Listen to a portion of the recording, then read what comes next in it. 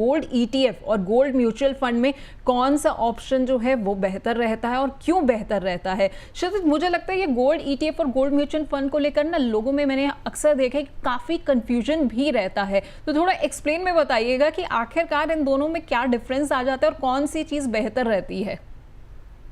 Pallavi, ETF जो है ना वो एक शेयर फॉर्म में है, और जो फंड ऑफ फंड है गोल्ड का जो भी म्यूचुअल फंड है वो उसी का आगे फंड ऑफ फंड है, उसके अंडरलाइन भी ईटीएफ लिया हुआ है।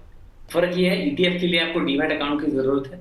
ईटीएफ के लिए कुछ ईटीएफ में वॉल्यूम्स है, थोड़ा वॉल्यूम्स नहीं मिलते हैं, तो उसमें आपको कहता है मार्केट मेकिंग चार्जेस देने पड़ जाते हैं। पर ईटीएफ का बेनिफिट ये है दैट ईटीएफ कम एक्सपेंस में अवेलेबल होता है, जबकि जो फंड ऑफ फंड है वो रैपर होता है उसके ऊपर, तो उसका एक्सपेंस ज्यादा होता है। दूसरा, ईटीएफ शेयर की तरह ट्रेड होता है, तो उसका लॉन्ग टर्म कैपिटल गेन 1 साल के बाद लॉन्ग टर्म हो जाता है, दिस इज 12.5% आफ्टर 1 ईयर। जो फंड ऑफ फंड है वो डेट की तरह ट्रीट होता है, तो उसमें लॉन्ग टर्म कैपिटल गेन 2 साल के बाद आता है। बट अगर आप लॉन्ग टर्म इन्वेस्टर हैं और आपके पास अगर डीमेट अकाउंट है, तो धीरे धीरे वॉल्यूम्स बढ़ ही रहे हैं ईटीएफ के, तो आप ईटीएफ लीजिए, गोल्ड ईटीएफ लीजिए।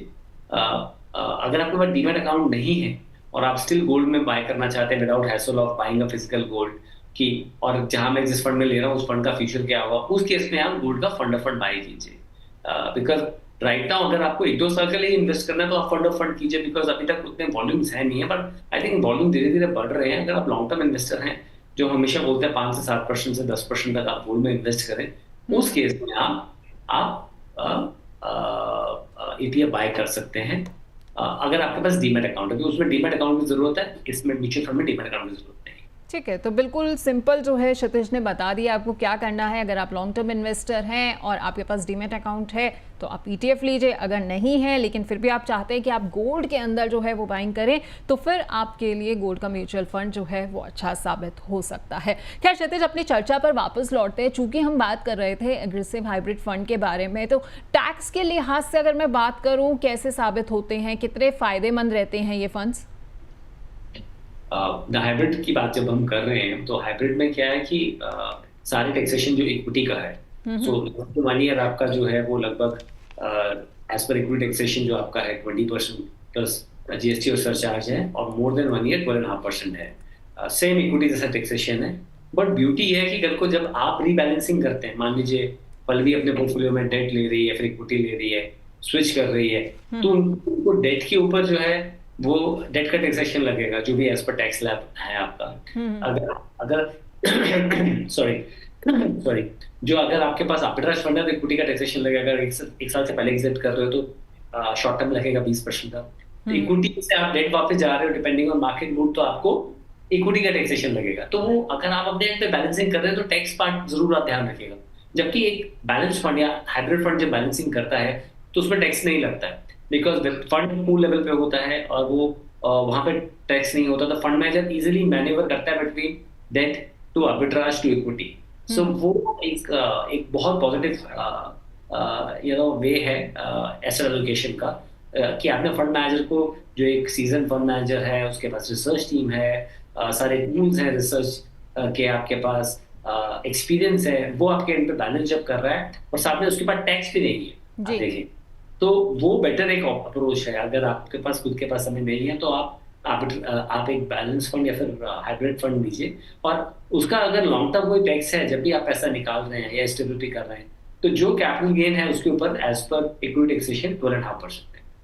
ठीक है, ठीक है। लेकिन क्षितिज, एक चीज़ और है, अगर हम इन फंड्स की बात करते हैं तो एसआईपी के जरिए तो जब हम निवेश करते हैं तो करते रहते हैं, चलिए उस पर तो वो चाहे मार्केट ऊपर हो नीचे हो सब टाइम पे चलता रहता है। लेकिन अगर कोई व्यक्ति जो है वो लमसम इन्वेस्ट करना चाहता है, तो क्या ये फंड जो है लमसम इन्वेस्टमेंट के लिए अच्छे माने जाते हैं? और किस वक्त पे जो है आप सलाह देते हैं कि अगर किसी को लमसम इन्वेस्टमेंट करना है इन फंड्स में तो कैसे करे, वो कैसे जो है राइट टाइम को चूज करे? पल्लवी, पहले तो ये हाइब्रिड फंड जो हैं वो लमसम के लिए एज वेल एज सिप के लिए, दोनों के लिए बिल्कुल सही फंड्स हैं। देखिए, आप अगर आप इससे पूछते हैं लमसम इन्वेस्टमेंट जब इक्विटी फंड्स में बोलते हैं करने के लिए, तो 10 से 12 आप बोलते हैं कि आप एसटीपी कीजिए, वीकली एसटीपी कीजिए। उसका बेनिफिट होता है कल को मार्केट अगर गिर जाती है तो वो एक्सपेरिमेंट कर सकते हो आप अपने लिक्विड स्विच जो है। जब हाइब्रिड इक्विटी की बात आती है जिसमें 65-70% इक्विटी है, बाकी डेट और आर्बिट्राज है, या मार्केट में वैल्यूएशन ज्यादा है तो 50% इक्विटी है, बाकी आर्बिट्राज और डेट है। तो उस केस में क्या है कि आपको पूरा स्प्रेड करने की जरूरत नहीं है 10 से 12 हफ्ते। उस केस में आप 3 से 4 स्विचेस में भी अपना एलोकेशन कर सकते हैं। एट द मैक्स 6 एसटीपीज में कर सकते हैं। मानिए कि अगर मुझे इन्वेस्ट करना होगा, मैं तो 3 से 4 वीकली एसटीपी में पूरा हाइब्रिड में पैसा डाल दूंगा। But yes, on a safer side कोई अगर करना चाहे तो 5 से 6 वीकली एसटीपी में हाइब्रिड का पैसा भी एलोकेट कर सकता है। इस समय आपको जो बेनिफिट है फिक्स इनकम के रेट कट के थ्रू भी आएगा हाइब्रिड इक्विटी फंड। ठीक है। और क्षितिज, पोर्टफोलियो में जो है इस तरह के फंड्स का आखिरकार कितना एक्सपोजर जो है होना चाहिए, मतलब हमें कितना परसेंट जो है पोर्टफोलियो में रखना चाहिए इस फंड को? देखिए, अगर कोई बड़ी एज पे है और इसको as a pension portfolio use करना चाहता है पूरा पीरियड ऑफ टाइम, तो आप मानिए आप इसको 100% रख सकते हैं। ओके। एजुकेशन वर्ड्स गेट में भी 20% या 80% रख सकते हैं, और फिर इसी में से आप एसएफपी भी कर सकते हैं। इसमें क्या डाउन साइड जो है वो कुछ हद तक लिमिटेड है, बिकॉज 30-35% तो फिक्स इनकम ही है। तो जहाँ पूरा 100% इक्विटी का फिक्स इनकम है, फिर आपने फिक्स इनकम अलग से ले लिया कुछ पोर्टफोलियो में, तो ओवरऑल इक्विटी एलोकेशन कम हो जाता है। दूसरा, अगर मैं बोल रहा हूँ 10.5 से 11.5% आप इसमें जनरेट एक्सपेक्ट कर सकते हैं कि दैट ये इस कैटेगरी ऑफ फंड जनरेट कर सकते हैं। जो अभी दिख रहा है 21% वो पॉसिबल, मतलब one of the time frame है जिसमें वो रिटर्न आया है, बट रियलिस्टिक यही है। तो उसमें से अगर आप 5-6% की एसटीपी करें, एसटीपी करें, मान लीजिए 1 करोड़ का पोर्टफोलियो है, आप हर महीने 50,000 विड्रॉ कर रहे हैं पोर्टफोलियो से, तो वो 6% ही हुआ आपका। तो कम अमाउंट में आपका पोर्टफोलियो ग्रो करता जाएगा, क्योंकक्योंकि आपका रेट ऑफ रिटर्न उससे बेटर है, तो वो ग्रो करता जाएगा। तो आई थिंक राइट अप्रोच यही है कि आप 5 से 6 एसटीपी करें इसमें, और हर बंदा जो है लगभग बड़ी एज का जो है वो पूरा पोर्टफोलियो इसमें रख सकता है। कोई यंगस्टर जो है वो 20 से 25% एलोकेशन कर सकता है to start with, along with index fund, large cap इश्योरेंटेड और फ्लेक्सी कैप फंड कर सकता है। और अदरवाइज किसी भी एलोकेशन, किसी भी पोर्टफोलियो में 15-20% हो सकता है आराम से।